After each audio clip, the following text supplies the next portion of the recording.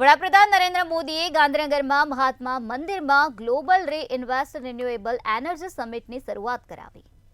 આ દરમિયાન વડાપ્રધાન મોદીએ સૂર્ય ઉર્જાનું મહત્વ સમજાવતા કહ્યું હતું કે આગામી દિવસોમાં ગુજરાત ગ્રીન હાઇડ્રોજન હબ બને તે માટે ઉર્જા સંગ્રહ માટે રાજ્યમાં 50 જગ્યા નક્કી કરવામાં આવી છે.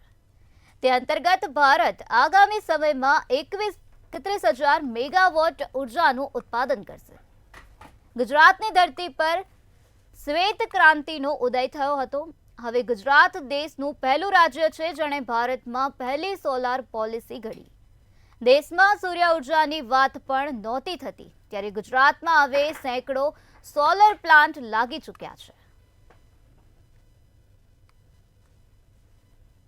हमारा प्रयास है कि अयोध्या का हर घर, हर कार्यालय, हर सेवा सौर शक्ति से चले, सोलर एनर्जी से चले.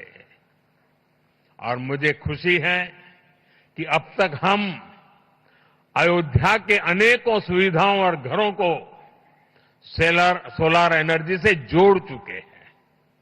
अयोध्या में बड़ी संख्या में सोलर स्ट्रीट लाइट्स, सोलर चौराहे, solar boards, solar water ATM और सोलर बिल्डिंग देखी जा सकती है. हमने भारत में ऐसे 17 शहरों की पहचान की है जिसे हम इसी प्रकार सोलर सिटी के तौर पर विकसित करना चाहते हैं. हम अपने एग्रीकल्चर फील्ड्स को, हमारे खेतों को भी, हमारे किसानों को आत्मनिर्भर बनाने के लिए सोलर पावर जनरेशन का माध्यम बना रहे हैं.